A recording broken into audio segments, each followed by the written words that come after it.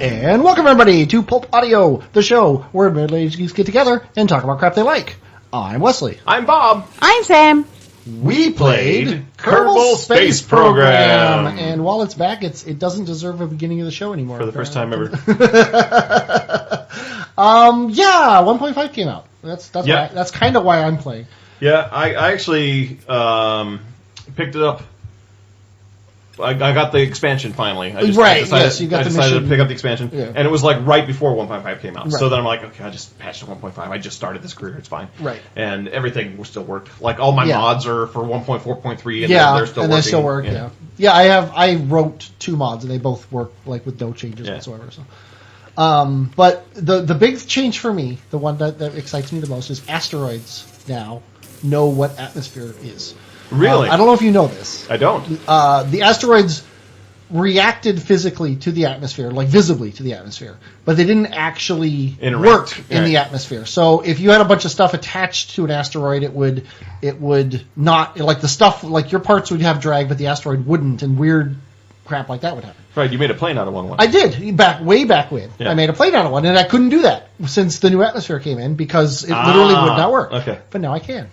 So I'm trying it, and it's a lot harder now because there's an actual atmosphere, and there's aerodynamics, and there's heat, and there's many different things to worry about. However, I have a hopeful test run before the wings blew up. It kind of worked, sort of flew, but it was still going 2 kilometers a second, so I don't know if that's a valid test. But we'll find out. It's a work in progress. 2 kilometers a second is fine at 60,000 meters. Yeah, exactly. Well, yeah, but it was about 40,000 meters. so it got a little hot real quick. But there are challenges in that. Asteroids are big. They're not aerodynamic. No. They're so big that they take longer to slow down. So you're going faster than you normally would with a spaceship. So you have to worry about the heat on your parts, which is why my wings blew up. And there are different ways to mitigate that, but the best way to mitigate that heat is with the extendable radiators, which will blow off in atmosphere, and then the static radiators don't work quite so well in atmosphere as they do in space, so then you have that problem. But I got some ideas, and we'll see what happens. Cool. Lots of ablator is what I'm thinking. And air brakes?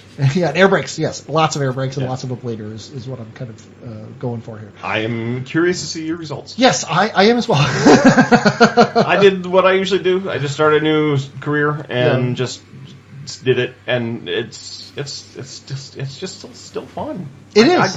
It's a fun game. I keep trying to get tired of it. I don't. You don't.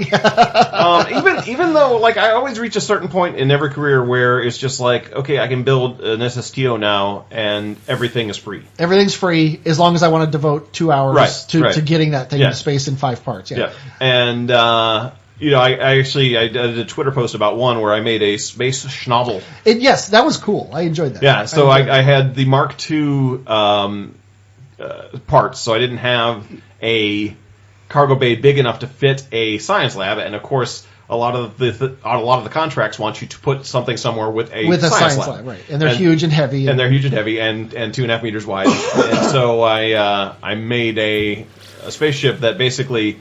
It was a space plane that the cockpit was in front of the thing, and then there was a docking port, and then the payload in the middle had the science thing, right? And then the wing section at the back, was the other side. And then once you got into orbit, you disconnected the 2 parts, plopped the middle in the back, and then it landed just like a space plane. That's really cool. I made an even better version of it after that, where I realized that if I was even a little bit off on the docking angle, like if any rotation happened at all while I was separating and rejoining the 2 parts, then my landing gear would have been pointed the wrong way, and my cockpit and my wings would not have been in agreement about what was up. Try attaching wings to an asteroid and getting those aligned correctly. That's fun.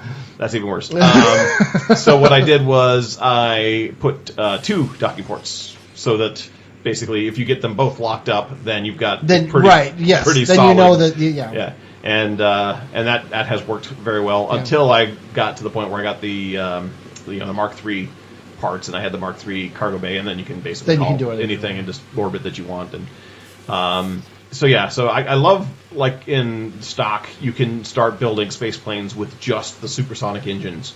Yeah. And oh my God, the Wolfhound engine. Yeah, I haven't.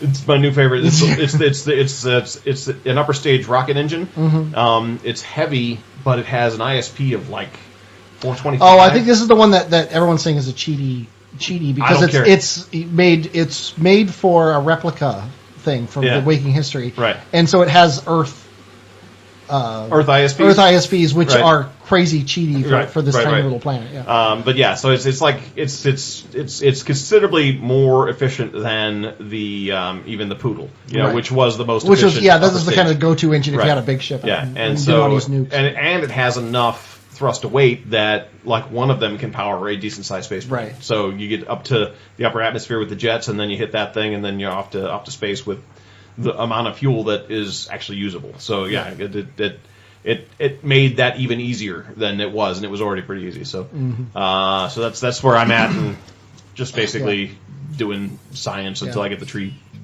decked out. Yeah. One more thing I wanted to mention: a new mod has come out. Or not, it hasn't come out yet. It's in the development thing of the forums, and I'm really excited about it. It's going to get me to start a new career for the first time in a year or more. It's axial tilt. Yes. Somebody figured out how to tilt the planets without like having to add a bunch of other stuff, because there is a mod that tilts the planets, but it also removes the spheres of influence, and it actually gives you n-body calculations, like the moon affects what pull on you. I'm trying to remember when I was doing the real solar system. No, the real solar system cheated. Did they? The real solar system tilted everything 23.4 degrees. So the solar system is tilted 23.4 degrees, but if you go to Mars, it's 23.4 degrees. If you go to Jupiter, it's 23.4. Everything is tilted 23. So that leaving the Earth feels like you're tilted because everything's tilted relative to the Earth being not tilted. This one actually, you can go into a config file and say tilt Kerbal 23.4 degrees. Put the moon not orbiting Kerbin's equator, so it's like the actual moon orbiting Earth, and you can tilt things. So as soon as that comes out of raw beta where it doesn't even work, I'm gonna do something and then tilt everything around. Interesting. Make it a little bit more like our solar system, I think, and then do a career in that. I think that'd be really fun to do. But yeah, anyway, Kerbal Space Program. It's back. Sorry, everybody. Especially you crazy nuts, so we know how much you love it. And that's it. If you want to send us an email like Crazy Nutso did, you can send an email to pulpaudioweekly@gmail.com. Or you can call us on the Yak line. That's 216-YAK-GAMES or 216-925-4263. 7. Or you could send us a tweet on Twitter at pulpaudio.com. And if you want to check us out on YouTube, go to HMV Plays on YouTube and look for us there. And my other stuff too. And we have a website at pulpaudio.com. And until next time, I'm Wesley. I'm Bob. I'm Sam. And all together we are Pulp Audio.